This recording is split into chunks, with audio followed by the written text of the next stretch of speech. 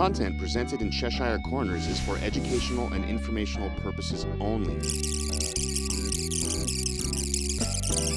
Please consult a legal professional if you have any questions or concerns about the content of this disclaimer, this series, or the legal implications surrounding psychedelic substances in your jurisdiction.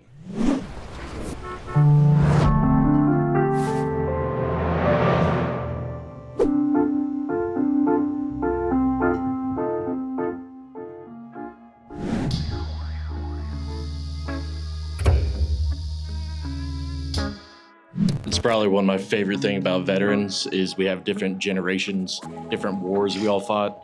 And I speak at a lot of VFWs and American Legions, and it always cracks me up. I'll have the Korean War vets and the Vietnam vets looking at me. They're like, you're just a druggie. Like, you're just over there wanting to get high. Then I'll talk to, the Persian Gulf, GWAT veterans, and they're usually more like, this is sick. We should all be doing this.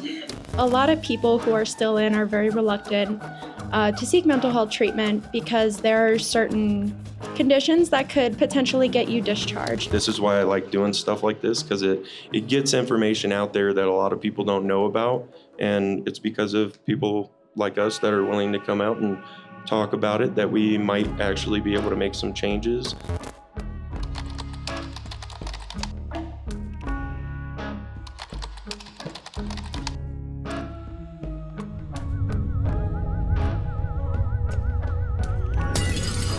Thank you, everybody, for showing up. First off, I wanted to thank Aaron Witter and the Psychedelic Society for inviting us. My name is Troy Leonard. I'm the CEO of Valor Minds.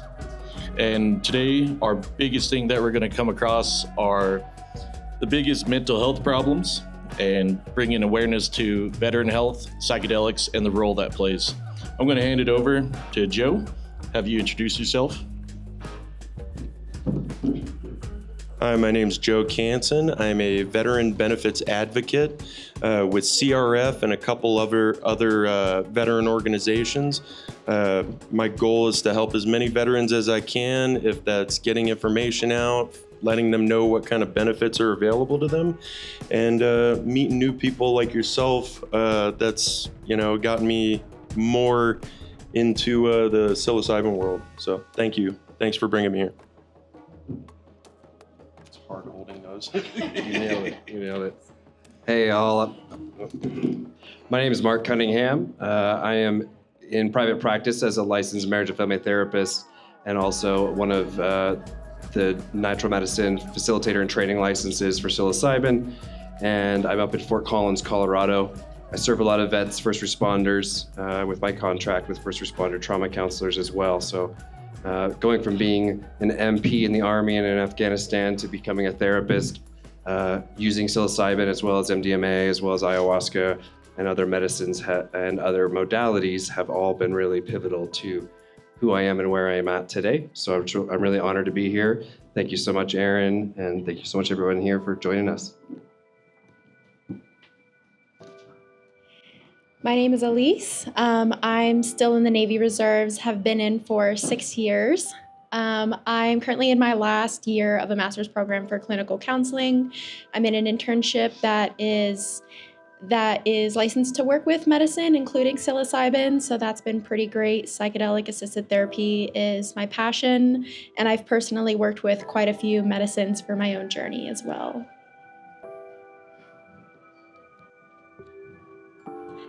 Hello, I'm Christine, and wasn't supposed to be on the panel, but I jumped in today.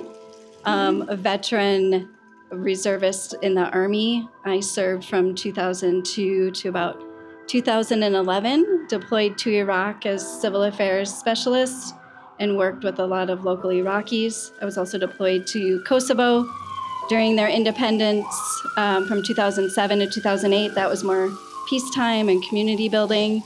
I'm also part of what's called Veterans Yoga Project. I'm a yoga teacher for veterans online and have been since 2018, and just started my journey with psychedelics, microdosing, and becoming more present. And I've tried a number of modalities, breathwork, yogic practice, and a number of other ones. Thanks.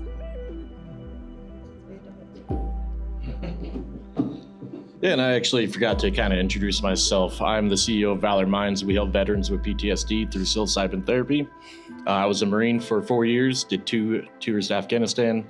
And if I mess this all up, just know I was a Marine. And and I was an 0811, which is artillery. And then they called us gun rocks. So that kind of goes with how this is probably going to go. Yeah. But thank you guys for showing up. I know it's Sunday and everybody's probably wanting to watch the Broncos game, but maybe next time.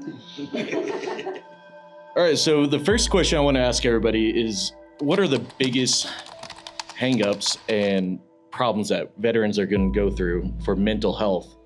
And what are the role of psychedelics? Who would like to take this one?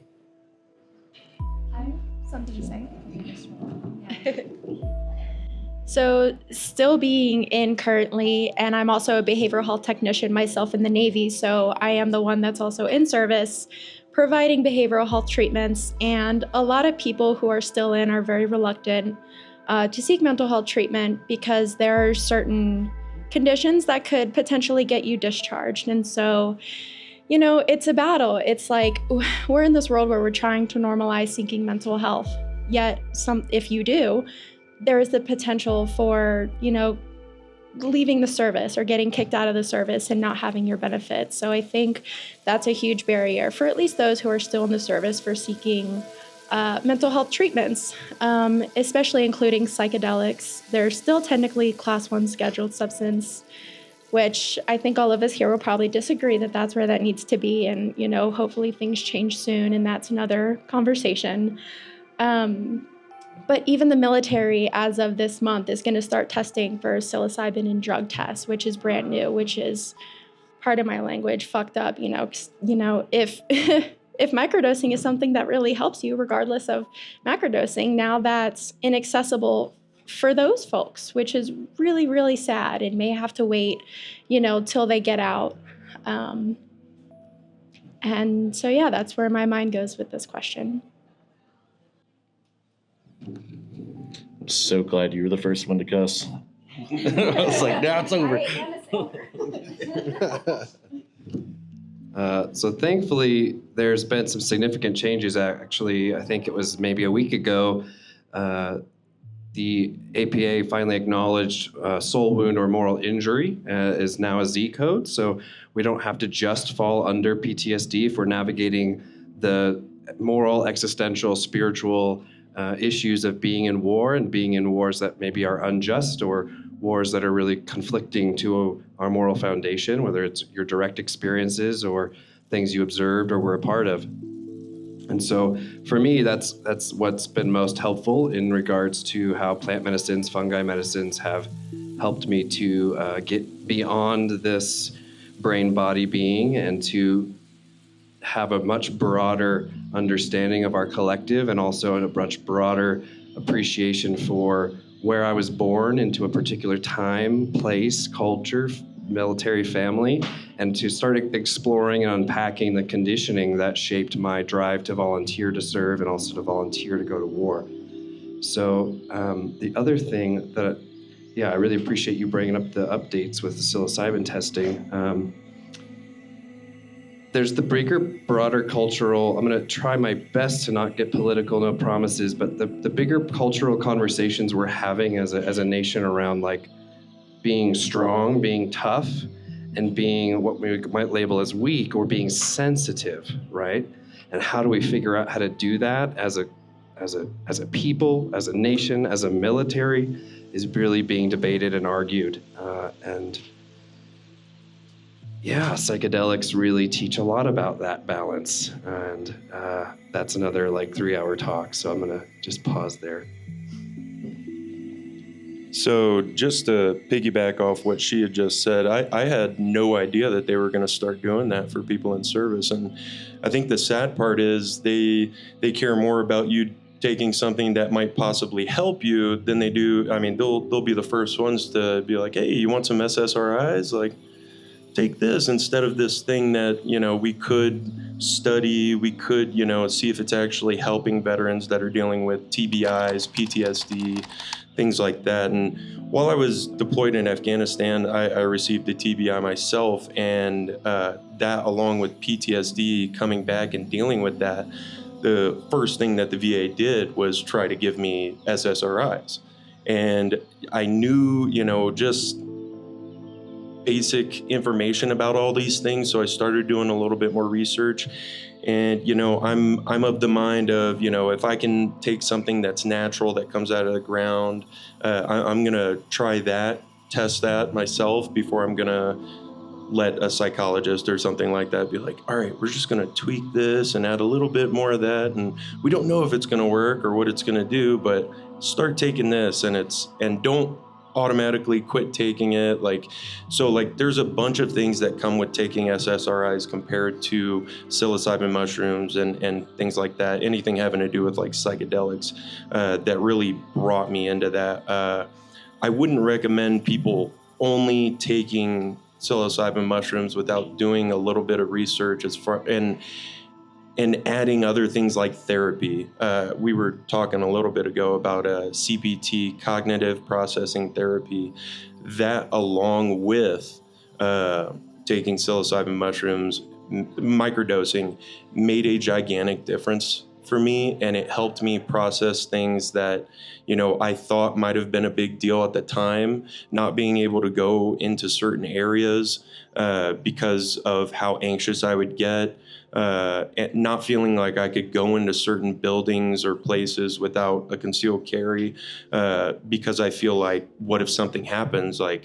What am I going to do if a terrorist or something comes into the building? As crazy as it sounds, like something that wouldn't happen to me, I hadn't gotten through, trauma or whatever you want to call it, of PTSD, and yet, and I'm still not 100% through it or anything, but the stuff that I've been doing lately has helped me work through that, and I think therapy, along with microdosing, is what has put me in the place that I am today, and helped me process these things a lot easier. So I feel like this is something the VA could do. It's crazy that they started testing for that. It's like, what's the point? What's the worst that's going to happen? You're going to have a soldier just sitting there being ridiculously introspective of himself, in the corner. It doesn't make sense to me, but that's a fun fact I didn't know, and I'm glad. This is why I like doing stuff like this, because it gets information out there that a lot of people don't know about, and it's because of people like us that are willing to come out and talk about it that we might actually be able to make some changes, and hopefully the VA hears things like this and might start looking at, instead of automatically talking about giving somebody SSRIs, they're like, you know what, let's try this natural thing. Let's maybe add this with some therapy and see what we come out with. And worst that happens is, they have some extra therapy and they've taken some psychedelics. Aside from, you might get suicidal ideations, or all these negative things that come with SSRIs and other things like that. Maybe try something that's natural before going into just chemical messing around with people's brains. That's just my opinion, so I'd love to hear more of you guys'. Thank you.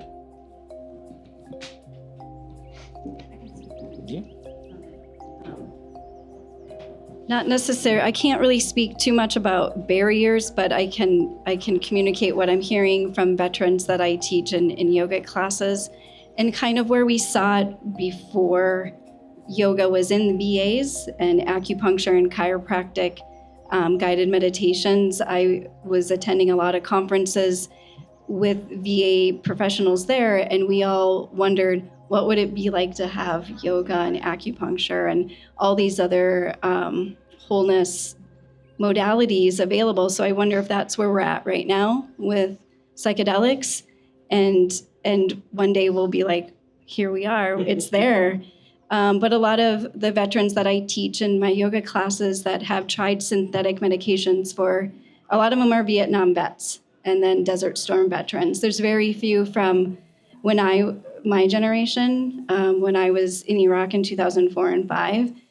They tend to stay away a little bit more, or they will seek outside organizations. But I am starting to see more of my generation coming. And a lot of them have told me that they have slowly been able to let go of the synthetic medication that they've been taking because the breath work, the meditation, the yogic practice, the acupuncture has been helping, as well as medicinal marijuana, as well as microdosing. And when I attempted the microdosing, because I'm cautious, I want to have the experience with professionals that I haven't had a chance to do, or there's a barrier for me to do that.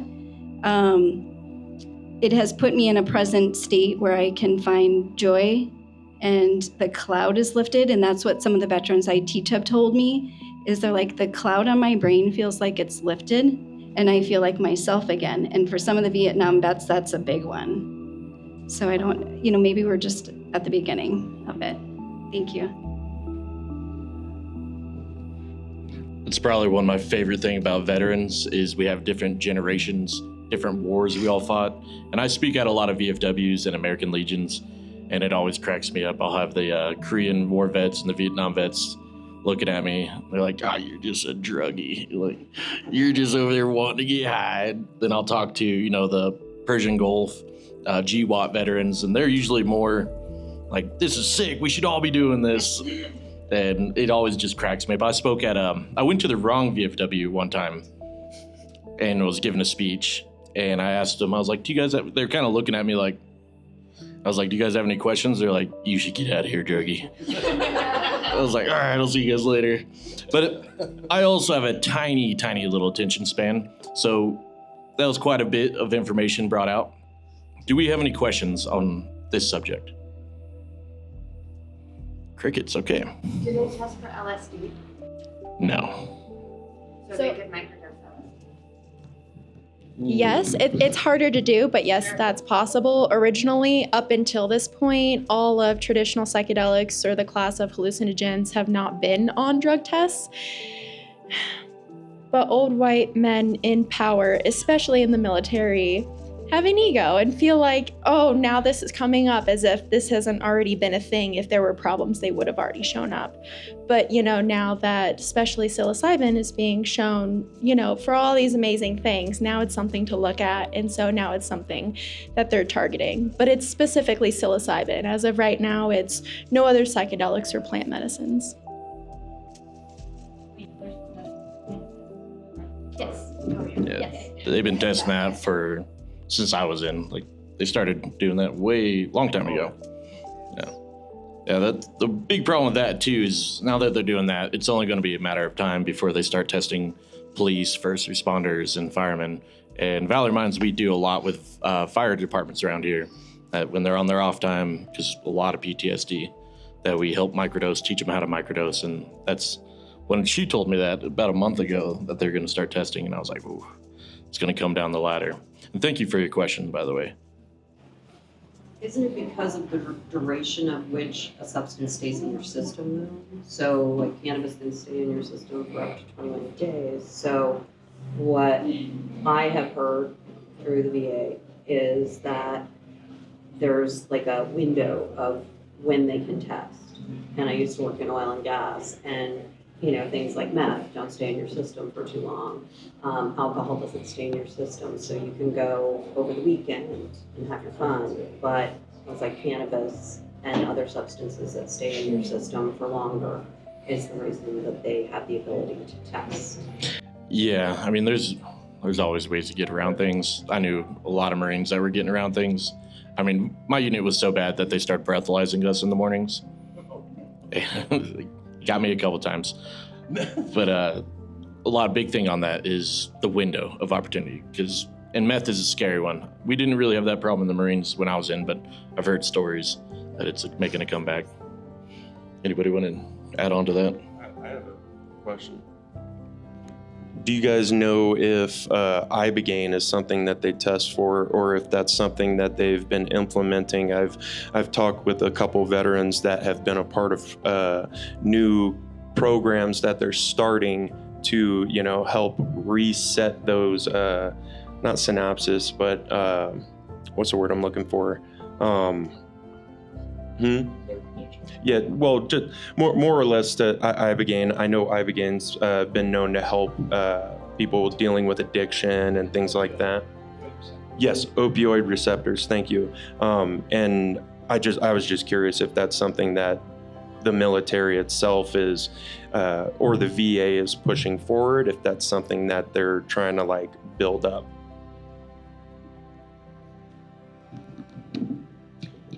So not yet. The thing is, yet.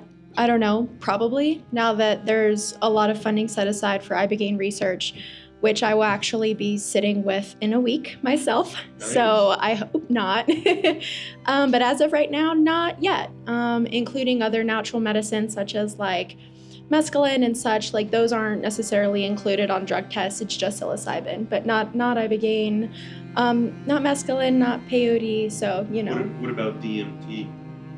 That stays in your system for such a short period of time. It would be out of your system unless you're doing it. But I'm curious, right. because that wouldn't a show lot of the times they connect those to ibogaine and DMT. Sure. And yeah. I was just curious if any of those programs implement that as well.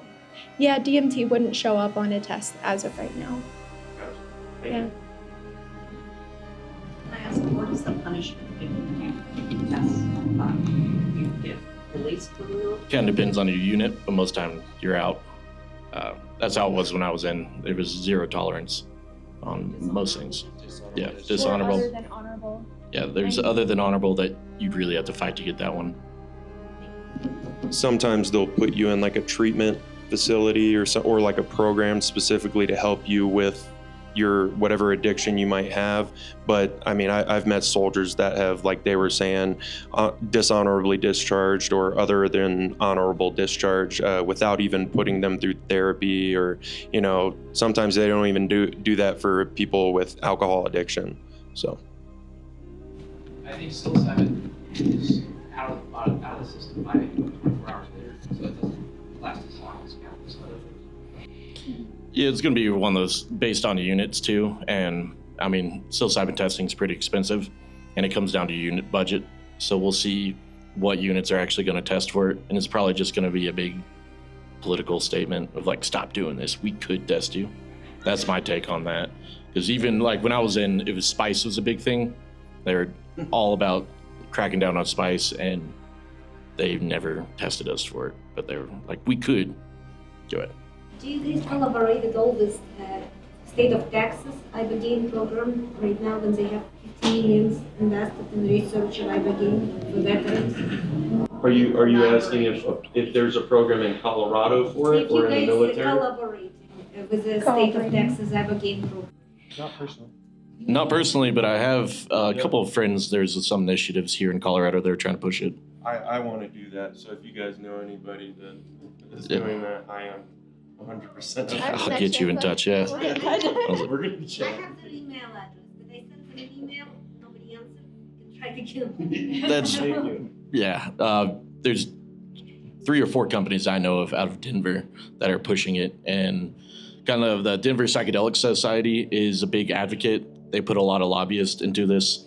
But right now you have to do it at the state level. And then once we get more states, we'll go to the federal level. So from what I understood, Governor Polis, down in Texas? yeah, in Texas, Yeah. met with Governor Polis, and they collaborated on this. Yeah. Yeah, it's going to have to come up with the sessions. It'll be a vote. Kind of like the same thing with psychedelics. Colorado has a program for ibogaine. Yeah.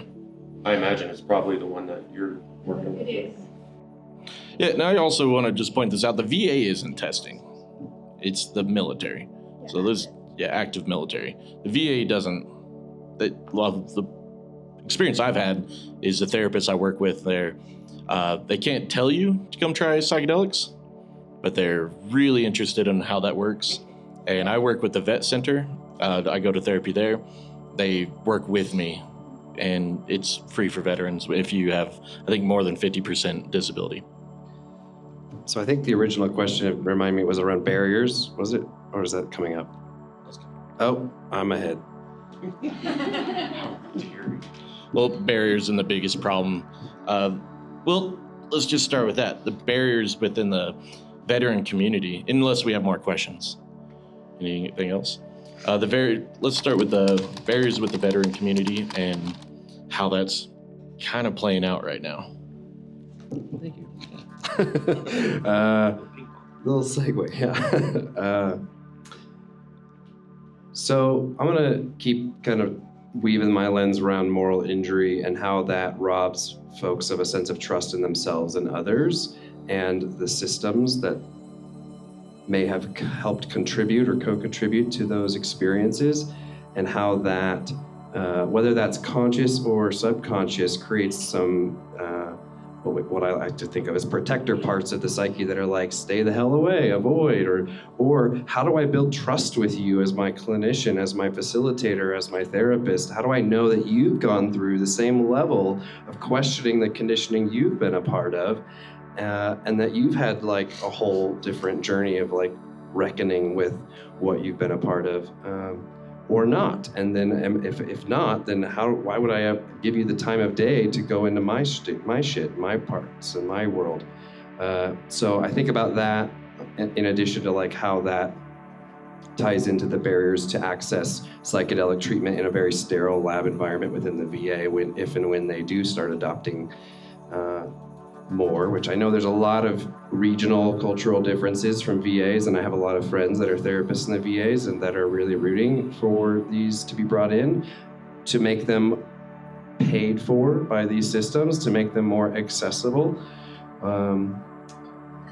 So yeah, that's where, a lot of a lot of veterans would much rather, and myself included, when I was with a group of vets and we had a group of facilitators and there was veterans that were part of the facilitators, that allowed me to have a much deeper trust in the container for me to move through and express some like repressed rage from combat that like I didn't trust other therapists would be able to hold space for, which is my own shit, my own judgments, as well as like that's what felt good for a braver, safer, stronger container.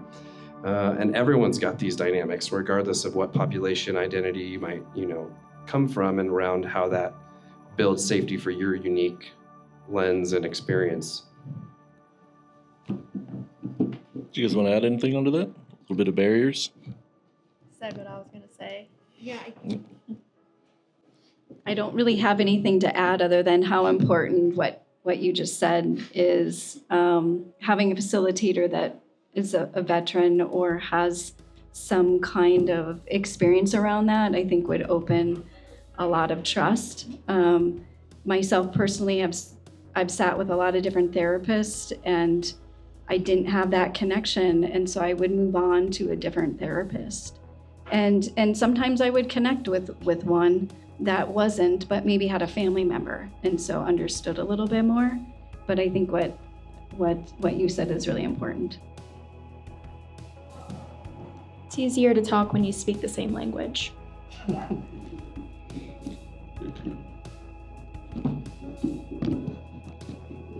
Sorry, guys. I think as far as barriers go for veterans, in my view, I think one barrier a lot of people don't talk about is veterans themselves. A lot of veterans talk themselves out of going to the VA to get help. A lot of veterans, they'll come up with whatever excuse it is on why they don't want to get help. I don't want to take away from Jim Bob that got his legs blown off or whatever it may be. And that's something us as the veteran community need to work on ourselves and inform a lot of veterans. A lot of these VAs they get money allocated to them from, head honcho VA. Every time you go into the VA, you're telling them, hey, we need to allocate more money to this VA. we have more veterans coming in. And that's how we get more money allocated to help with programs, whether or not it's something with therapy, psilocybin, or, I mean, building ramps leading up to their house if they're in a wheelchair, getting them a wheelchair. And I mean, most of it's veterans not even knowing that programs are out there. A lot of veterans don't even consider themselves veterans. You know, oh, I didn't deploy, I'm not Rambo. Neither am I, but all these programs are open to me, you, all the veterans that are sitting up here today, and everybody else out there, and just getting that information out there to these veterans and letting them know, hey, this stuff is here for you. You signed your name on the dotted line. You did what less than 1% of Americans have ever done. That in itself is a big deal. You signed your name on there to be cannon fodder, if so be it, and even if you didn't do anything within that certain amount of time that you were in the military, doesn't matter. These programs are for you. These benefits are for you. Veterans make up less than 7% of Americans. So we need to get this information out there and help those veterans move past those barriers that they're putting up themselves. Because there's, on top of the barriers we put up for ourselves, there's so many other barriers that are in our way aside from that. So that would be something I would want to point out as far as barriers go. Any questions from the crowd? So the biggest barrier that I see in psilocybin industry right now is there's no customers. We have in Colorado 14 healing centers, whatever, 400 facilitators in only 25 sessions. So I think, let's just say hypothetically, 50% of population probably has some need for psilocybin, but only 25 sessions in Colorado. In veteran community, probably 80 or 90% of people will need help, will benefit from help. So what you described, it's exactly the same. So if we figure out that portion, we'll figure out the other portion too. No, I completely agree. I think one of the issues with that is a lot of veterans don't know that this stuff is available for them. They don't know that it's an option, or, it's that Vietnam vet that's like, I ain't no druggie, so I think it's a lack of information getting out to them. So hopefully doing more stuff like this is going to help with that. I was just going to say I completely agree with you, and not in so much in regards to veterans, but just in general, accessibility. Like, this field is super inaccessible for people right now, especially because there's a lot that's unregulated where people can charge whatever they want. And so I think the biggest barrier that I'm seeing at my internship side is, even though we are a healing center and that my coworkers are now facilitators, it's no one has, a few grand to just drop for a series. I think financial barriers are the biggest things that I'm personally seeing. So, but I agree. Okay. Go ahead, sir. Hey there, yeah, my name's Ken Weingarten from Heroics Arts Project. Yeah. And we obviously operate in the same space. I just wanted to share a kind of an observation about barriers, and one that my friend Jared Reinhardt has kind of taught me about, which is the veteran culture and values that make you strong warriors and get you through combat situations can get in the way of asking for help. And so that's just something that we kind of keep reinforcing, and that don't let that hold you back. That you have to do this all yourself. Be able to reach out and let other veterans in to help you, right? And since I got the floor, please come to our website and check out Heroic Arts. We do send people to international and domestic retreats at very minimal cost to them. So we're trying to solve that access problem as best we can. Yeah, I was going to give you guys a shout out at the very end because I love what you guys do. I have your psychedelic guide. And the whole project, lest we forget. Thank you. The whole project is about veteran spouses and families and helping them get psychedelic. Mm-hmm. Yeah, and I was that veteran. I was like, just keep your head down. Keep pushing. Yeah. You don't have to. Just get through this next year. Get through this next year. And don't ask for help. And it served you so well, right? In the service. I'm here now. It's difficult to get that. go. And it's a real challenge, one that we can overcome. Exactly. I love that. Any other questions? Because this is a perfect segue into my next, and probably my favorite part of talking about this, is the veteran community and how important just being part of a community is for your mental health, and also with the psilocybin culture. Who would like to go first? Just talking about how important community is. I was about to say, you better jump on this one. No, I completely agree. Community is very important to veterans, and it should be more important to veterans. There's so many foundations, so many groups that are out there specifically to help vets that, like we said before, the information just might not be getting to them as much as it should be. One of the programs myself and Mark work with is Combat Recovery Foundation. Their goal, they do a lot of peer support things. They help with suicide. We do a lot of stuff. I myself, I'm a veteran benefits advocate. I help veterans navigate the VA system, finding out what benefits are out there for them, which is an obstacle in itself. And these guys do nothing but help vets. At the end of every month, we do a camp out thing over the last weekend of every month. I go out there as much as I can. It's beautiful. It's up at the Sylvandale Ranch up in North Loveland. It's beautiful, it's gorgeous, and it gets veterans together around other veterans, to talk about whatever. It's not saying, oh man, I made it through that PTSD I caught. It's going to be stuck with you forever. Like it's something you need to work through. And the best thing I think we can do is get veterans around other vets that have not made it through it, but found a way to work on the issues that they're dealing with on a daily basis. I might not be going through the same thing that you went through, anything like that, but I might have gone through something somewhat akin to what you have gone through, and I can share some things that might help you, or you might share some things that might help me work through issues that I'm dealing with myself.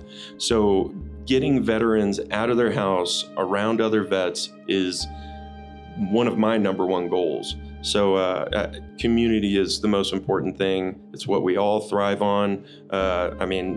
We miss our tribes. Like and I mean tribes in a good way. Like when you're in the military, you feel like you have that sisterhood, brotherhood, whatever it may be. And the guy next to me, we might not agree on everything, but I know he'd take a bullet for me. I know I would take a bullet for him, I would hope, but no, it's just good knowing that you have that feeling when you're in the military of this person is here for me and has my back. And when you get out of the military, it's kind of like you're searching for that. I know a lot of veterans are searching for that, and a lot of these groups, Combat Recovery Foundation, Northern Colorado Veterans Network, helping get veterans together with other veterans is something that we should all strive to do. Something that was really amazing, my brother and fellow Afghanistan veteran from the Veteran Writing Workshop. I cannot tout the benefits of that enough. We had Vietnam vets, male, female, OIF, OEF, and we would come together and just sometimes we would just write and would just free associate, just write whatever the hell comes out. Other times that would turn into writing about, stories of integration, stories of struggle, stories of humor, dark humor, all the things. And that really started to kind of chip away for me at some of the misconceptions I had and judgments I had about my veteran peers that would maintain more isolation, maintain more of these stories of I'm the hippie anthropology undergrad. No one's going to understand this soldier. They're all different from, and so when we would get together and we'd write, I'd start to see parallel experiences and just opening up our hearts and minds. And so, yeah, if anyone wants information on that, happy to share.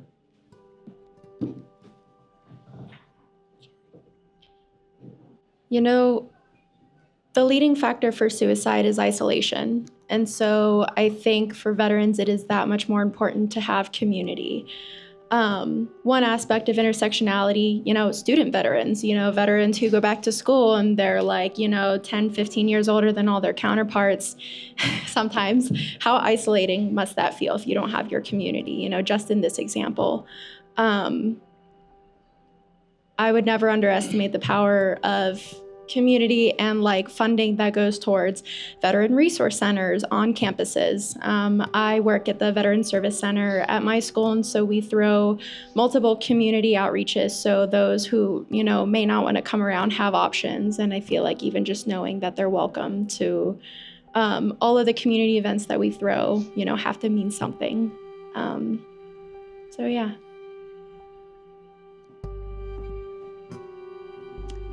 So when I came back from my first deployment in 2005, I was in grad school. I had to start grad school over twice. The military helped me pay for it. And when I came back the first time, I felt completely invisible and isolated. Nobody cared about what I just went through. And then when I deployed again in 2007 and 8, came back in 2008, and finally was able to finish my degree, I wasn't with my cohort anymore. But there was a difference. There was more people talking about it. There was an organization on my campus at the University of Minnesota in Minneapolis called Warriors to Citizens. And then a student, a peer of mine, came to me and asked if I would be a part of an oral history project to talk about some stories. And that was where I finally started to feel like people were noticing, that my peers were noticing. I spent a lot of time feeling pretty isolated from those deployments, and I also went back as a civilian again to Iraq as a researcher for the government, and then I taught for USAID in Afghanistan as well. Those were civilian roles. I didn't start to feel that sense of community until I found the Veterans Yoga Project. And when I was very hesitant to be a part of that training because I knew I'd have to face and listen. We had to be taught what trauma does to your brain and your body. And I had huge realizations with that.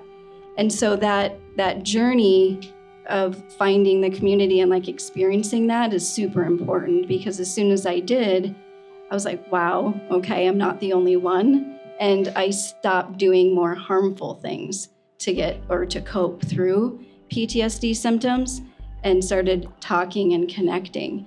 And then when I've moved to Colorado, I've been here 5 years, getting involved a little bit more with psychedelic societies and others that are doing it in safe ways. My yogic modalities or breath work, or I've done EMDR as well. You have to be disciplined. You have to be disciplined to do these things, to work through it, and to be a part of a community to open up to. So I think community is super important.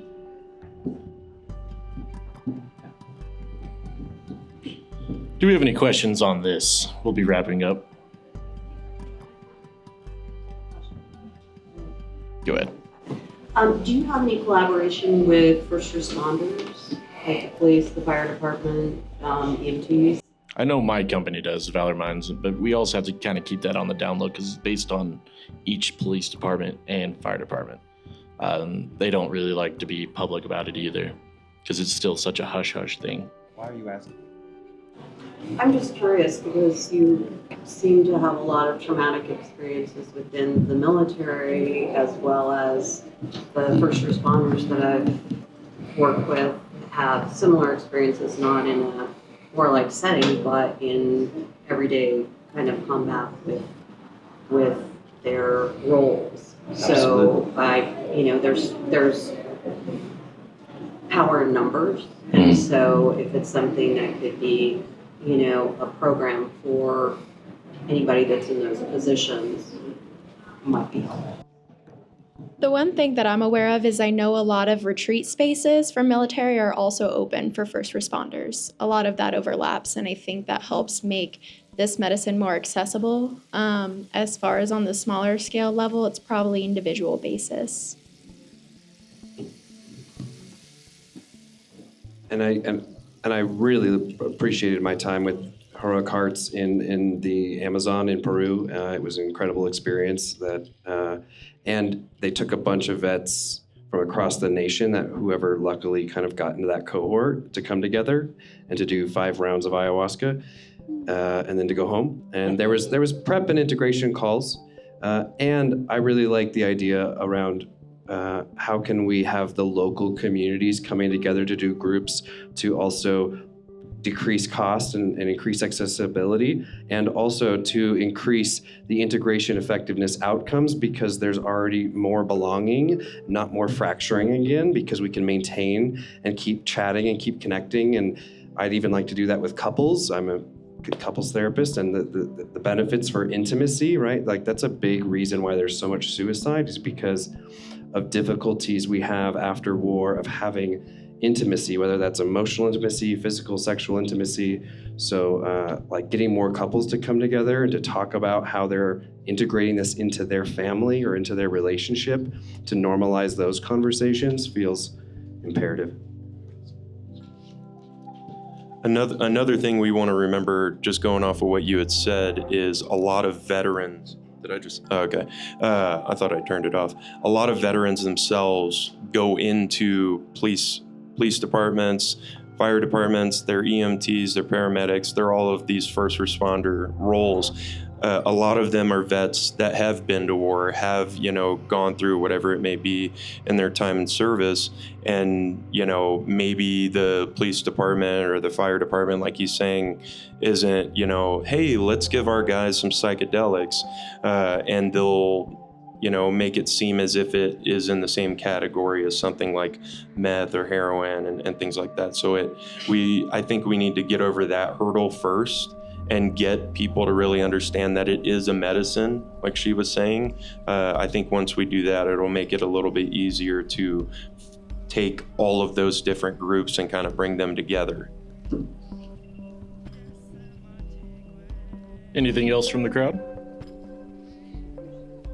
Yeah, no problem. My business partner hates when I do this, but a big thing is kind of like we were talking about, most people won't ask for help, especially if it's like a government agency or anything like that. So I always tell them my number is 970-227-0793. Just give me a call, text. I'll meet you anywhere. And that's been a huge thing. I've met about 1,000 people in the last year, and most time people just want to talk.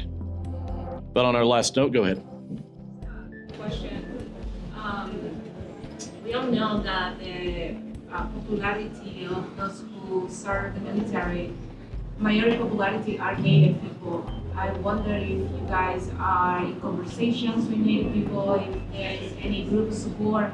I understand in the military, community is really important. It's one of the cores of the Native people as well, right? And if there is any connection or bridging that you guys are doing, so you are uniting forces with these medicines who are steward by the Native people, and to actually also the privilege and the benefits that your guys are getting, right, and helping your brothers and sisters from the military to get to also those who have served, who are from the Native, knowing that that's the majority population that serves for this country. I personally work with quite a few down in New Mexico, and now that they're starting to push the psilocybin being illegal or legal there, it's a lot easier for medicine men and stuff like that to be for young natives. And I hate speaking about this because I'm not a part of it, but they go to their medicine men a lot easier to get help than they would go to the VA. And that's what I've seen down by Santa Fe and Clayton, New Mexico, because that's just where I'm from, and work with a lot with them. Thank you for that beautiful question, Andrea. Veronica Lightning Horse and I have started having more conversations. So I really, look up to her magic, and she held space for me while I was in a psilocybin journey. And so, we formed a beautiful connection. And my time in sweat lodge ceremonies has been absolutely such a gift. So I'm always looking forward to more opportunities, and to have, veteran leadership in holding space alongside Shipibo shamans or various indigenous elders from all walks of life, is definitely, I hope, where more and more is headed. I think the only thing I would add as we close this out is shouting out a couple groups. Veterans Life magazine. It's a great magazine that puts a lot of different articles in there, whether it's talking about groups that are facilitating these type of things for veterans, whether it's Combat Recovery Foundation, Northern Colorado Veterans Network, Patent Veterans Project. There's so many programs and things out there specifically to help vets that Veterans Life magazine is putting in their magazines. So definitely check it out. If you know any veterans that need help with the VA system or need to navigate the VA system, find out what benefits are out there for them, contact CRF, contact VBS, Veteran Buddy System, contact Veterans Life magazine. There's a lot of information out there and a lot of vets don't know it, and that is my only goal in life, is to help more vets. So send them our way. Thank you. Also want to just thank everybody for coming here and listening to us, and thank Aaron Witter for inviting us and the Colorado Psychedelic Society.